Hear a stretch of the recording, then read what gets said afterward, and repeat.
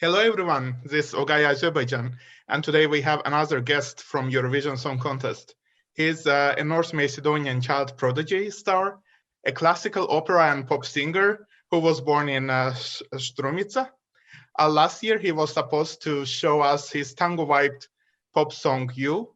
This year, with his powerful opera-style entry, Here I Stand. Baby, they all try to break us, not knowing it's what makes us. Let's welcome the one and only Vasil. Zdravo, Vasil. Kako si? Zdravo. Great. Oh, nice Macedonian. Very glad to be here. And thank you for that beautiful introduction. Geesh. Vasil, before starting our interview, can you please introduce yourself in your own words? Who is Vasil Garvaliev? Who is Vasil? An honest, sincere human being whose passion and life is music. As you mentioned, music has been my life since I was 6-7 years old professionally. So this is my 28th year professionally in music. Everything I do revolves around music. I believe in music. I believe in love. I believe in good energy. And here you are. Vasil, please tell me how you decided to be a singer. If not a singer, what was your childhood dream? It always was to be a singer. So how I decided, it just happened. So taking you all the way back to the way my mother shares the story. She says, the first time I showered by myself, a monster came out in the bathroom. So she said, okay, and nobody is musical in the family. So she kind of helped nurture that a little bit. And then little did I know, even when I didn't know what music was, I always said, I'm going to be an opera singer, without knowing that 13 years I would be an opera. So if I wasn't in music, I always say it would be something else in music. You know, it would be jazz music, it would be pop, it would be opera, which is kind of what my life has done anyways. So music it is. And Vasil, you also released an album at such a young age when you were only 8. So how did it happen? Well, that was so continuing on from my mother, who heard me in the shower. I ended up singing for her and her friend outside Strumica, my hometown. There's little boutiques in the old part of town. They were smoking outside, and she said, Vasil, sing for Anna. I sang, and I've told the story many times. Across from the other side of the balcony was one of the most famous Macedonian composers, Kirill, who happened to be outside. And he said, please bring your boy upstairs.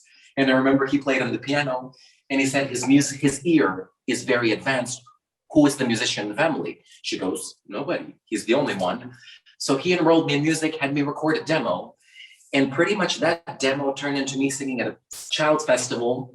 We have a pad back in the day, a lot of festivals to discover little children, voices, music. So we all would compete, you know, I guess like a baby Eurovision. That's how it all started. And the famous one was Golden Nightingale. And that's where I did my famous song, Marionka.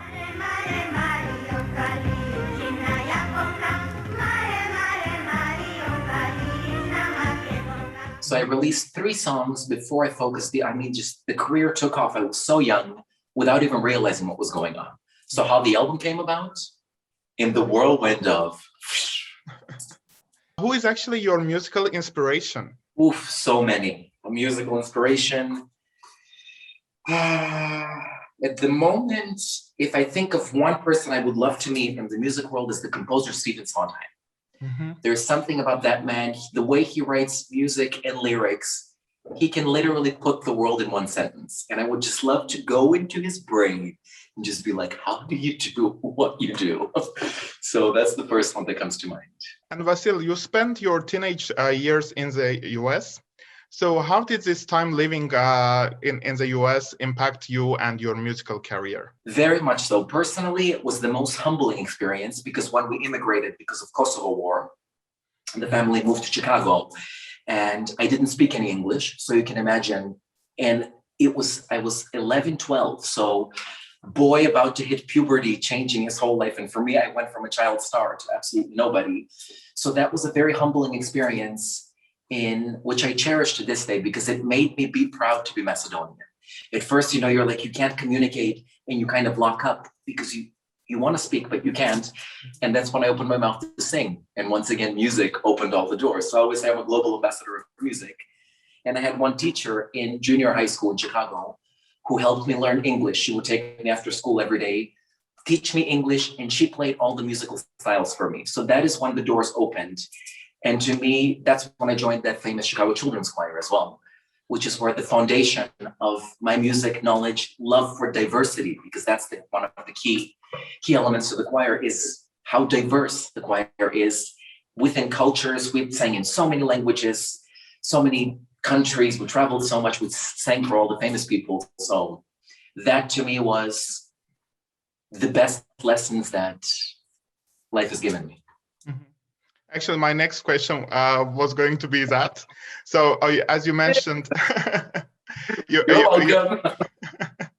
were in Chicago choir, and as its main soloist, you also performed as backing vocalist for artists such as Celine Dion, Nelly Furtado, as well as Enrique Iglesias. So how did it feel to have such a great experience? And do you have any funny or interesting stories back then that you would like to share? I mean, there's so many stories. It was amazing being so young and getting that inside scoop on all these famous people. And you realize that the more famous somebody is, the more down to earth they are, because they've just done it. So one of my favorite stories was we were singing at the White House in DC for the 20 most influential people in the world of each different genre. And Barbara Streisand was the singer, Maya Angelou was the poet. And I remember meeting both of them afterwards. And Maya came up to a few little kids and she just said, no matter what, you need to go after truth. And if you go from your truth, nobody can touch you. And that is something that has literally led me my whole life since that. I always say, you know what, if I'm honest, truth is hard, but if we come from truth, nobody can touch you. So that's one of my favorite stories. One of the funniest stories goes to Barbara Streisand. When we met her, she wouldn't speak. It was Donna Karan who spoke for her. So I found that they're very, very close, but she was protecting the voice. So there's some stories from this was a long time ago. We can say that first Eurovision experience through Celine Dion, since she was also represented Switzerland in Eurovision, right? Yes and no, because at that time I didn't know that. So to me, Celine was a different Celine. My first Eurovision experience is 1990. That's when my first memory of Tai Chi and Bandido, which is one of my favorite Eurovision songs, as everybody knows.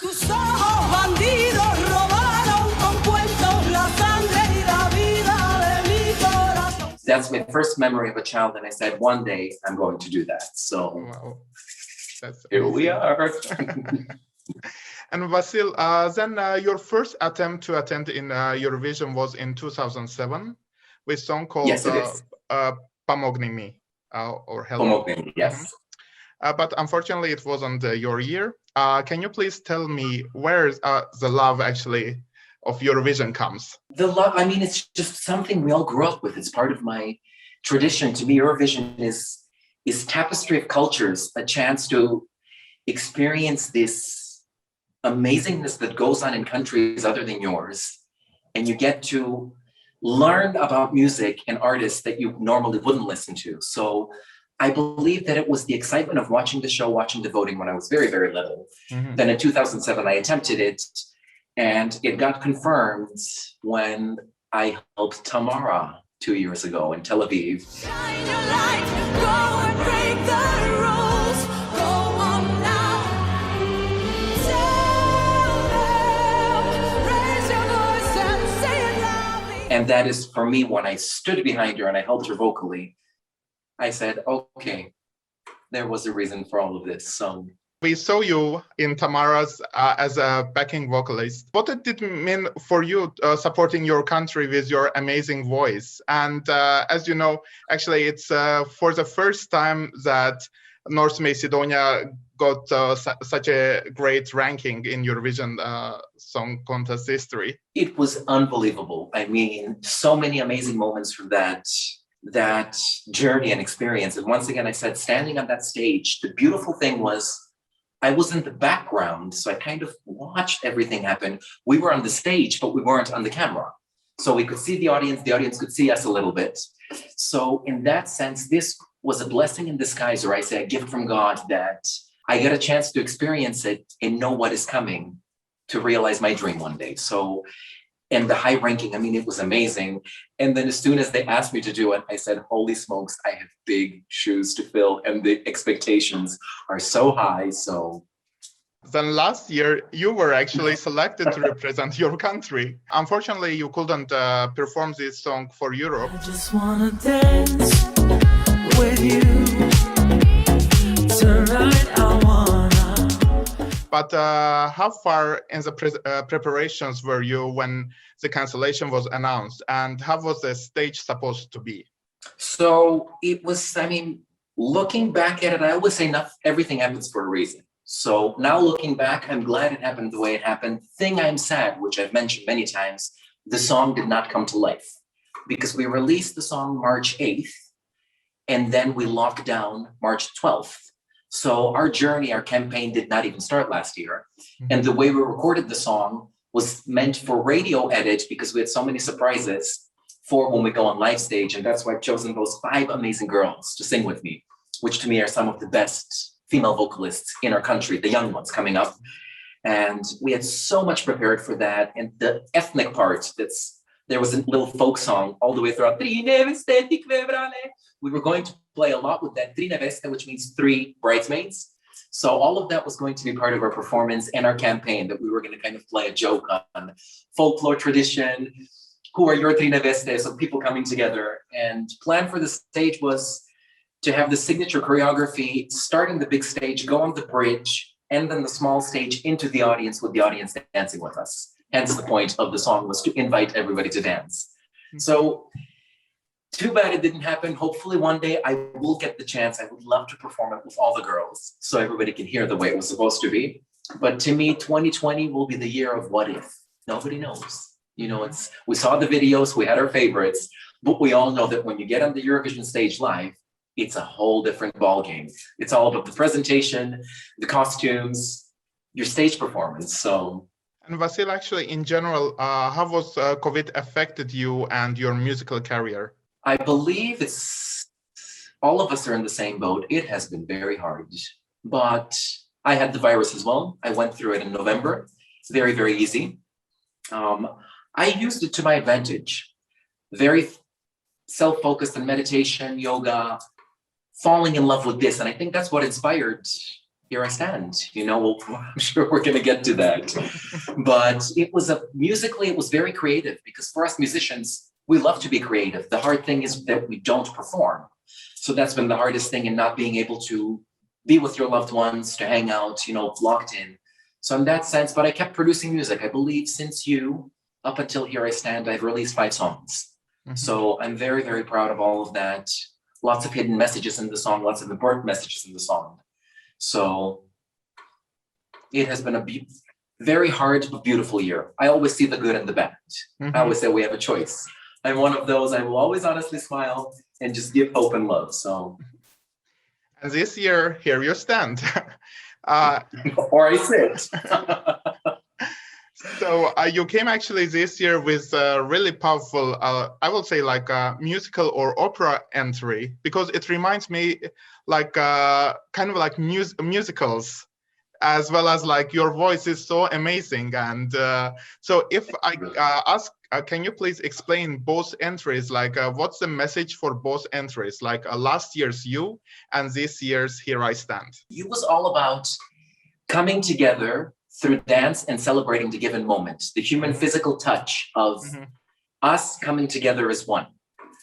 Here I Stand is a song about personal success, achievement, positivity. We all have gone through so much, and especially collectively, the world, I think for the first time in our lifetimes, we will go through the same thing at the same time. So it's kind of saying that, yes, it has been hard. Many hard things happen, but let's celebrate. So that is one of the main things. And if I had a keyword for Here I Stand, it is solidarity, for all of us to come together as one heart through music. And if I ask to choose which one it would be, I mean, like of these 2 entries, and why? What life experience are they based on? Well, I wrote Here I Stand. So Here I Stand is very, very personal. You was written generally. So that song I adapted to. So I choose Here I Stand because of how authentic it is. And for me, key to success is just that, to be authentic. Maybe it's not everybody's kind of song. You know, it might not be your cup of tea, but I'm so proud of this because I get to represent Macedonia with my true self, authentic self. And that to me is one of the most rewarding things. That to me is victory. Everything else is bonus. And Vasil, while I was reading your press release, I found there like 3 questions, which actually I will use perhaps against you just to find some answers. So Okay. I would like to ask, like, what do you stand for in life? Ooh, truth, love, positive energy, and music. And what inspires or inspired you during hard times? Family, chosen family. I think chosen family is a very important term. And I'm so thankful to have so much love. I'm so thankful to have grown up with so much love and have so much love from my family. What inspires me? If it's in one word, once again, I will go truth. But if I go through that, I have a sentence that really, really puts this in perspective. It is, I am drawn in by fear, but motivated by love. I like things that I'm afraid of. Dare I even say the negative inspires me, because then it makes me want to share and say, no, you know what? I'm going to give you love. So it would be truth, fear, love, curiosity, negativity. Okay. And another question is, what's your message to little you? Stay strong. Life is going to get very hard. You have no idea, but just keep doing what you're doing. And don't let anybody close your heart. Keep it open and share your truth. Nobody will touch you. So you also released an amazing music video for the entry. And can you explain us the concept of the video? And do you have any interesting story from making the video?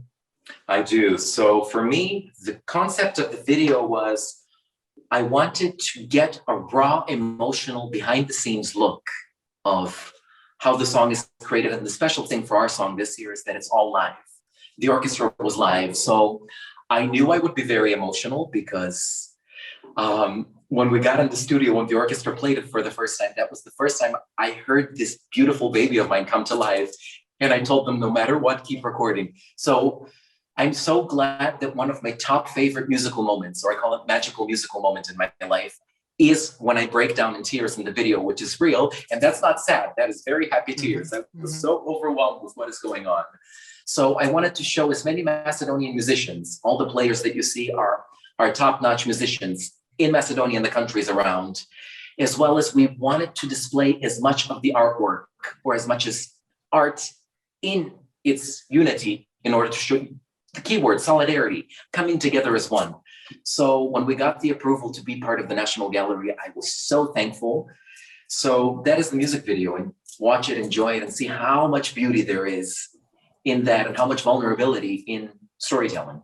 As soon as actually you release the song, some Macedonians attack you and your entry mainly because of a small art piece, which resembles the Bulgarian flag. What do you think, why Macedonians were so against for the flag? As I know, Macedonia never had any conflict with Bulgaria. You know what? I honestly, if I had to answer it, I don't know. People loved, with almost every country in Eurovision, we always find something to complain about. So to me, it was so confusing as to why something that is so different and vertical as opposed to horizontal, that does not even yes, it's all part of a perception that people understood. Why it got into the crazy mess that it got into, I don't know, but I'm going to say thank you to that, because it really changed the meaning of our song and my message. I mean, I wrote, they all tried to break us, not knowing it's what makes us. So the haters tried to bring us down and even break you in a way. And I'm like, holy smokes, you have inspired me to stand up there and open up even more. And that's why I say I will be the voice for the voiceless.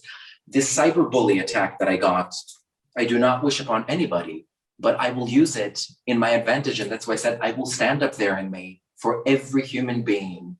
I will be the voice for all of us. So I just say, give me your energy, your love, and we will silence the hate with love. So it has been such a year where we're all locked in. There is so much so much going on in here, that we don't know what to do. We're spending so much time on social media that we just, I think, like to create drama when there's no drama. I'm like, come on, haven't we had enough? We've been locked down for a year. Let's celebrate. And going back to Eurovision, that's why I can hardly wait for all of us to give some music, give some love, and show that we're gonna win this. You know, it's time to smile and party. Come on. And Vasil, how actually are the preparations for Rotterdam going? I guess you have done shooting for the postcard as well as a backup video. So what can we expect? How are the preparations going? First question. Great. And we had to do it so early that my performance was ready in February. We recorded it the 1st of March in Serbia with Hurricane in Belgrade. At first I was mad. I said, why are we doing this so early? And now I'm saying, thank you, because I had my performance done 2.5 months before with the recording. So in that sense, I feel very prepared. What can you expect? Magic. I'm going to be very diplomatic in this.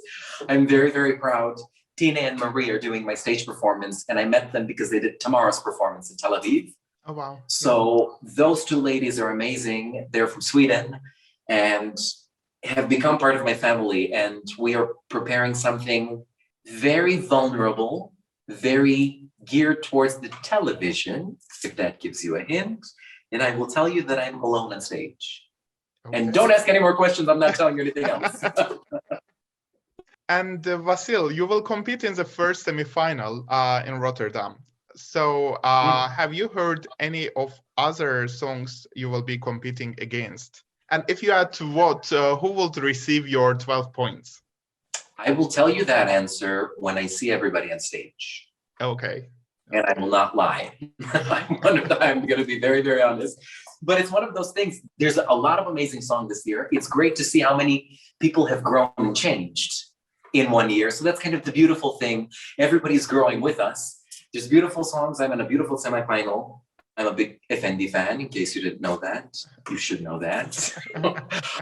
And Cleopatra and Matahari, big like. But we, in cultures, have very, very similar, I call it the, get up on a table and shake it. So but once I see everybody on stage, it's a different kind of beast. Then we can compare and be like, okay, this is who gets the 12 points. Since you are the representative for North Macedonia in Rotterdam, what one thing or element would you like to take with you to Rotterdam to remind you of your home country? Flag. My flag. And you'll see me with it. Now, can I ask actually to hear your beautiful voice? Can you please actually sing a little of your song? Yes, I can. I'm trying to think of what part to give you of the song. I'll tell him, wait, it won't be long. Trust your heart and just stay strong. 'Cause baby, they all try to break us, not knowing it's what makes us. This is how we found our way.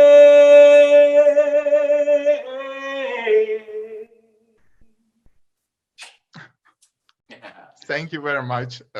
I'm so sorry. Like I got so emotional. Like everywhere goosebumps and yeah. Thank you for this. You're welcome. My pleasure.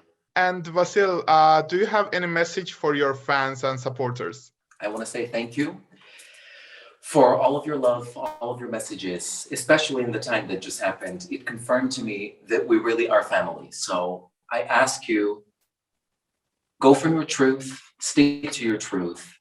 And in May, give me your love and your energy and your vote if you think I deserve it.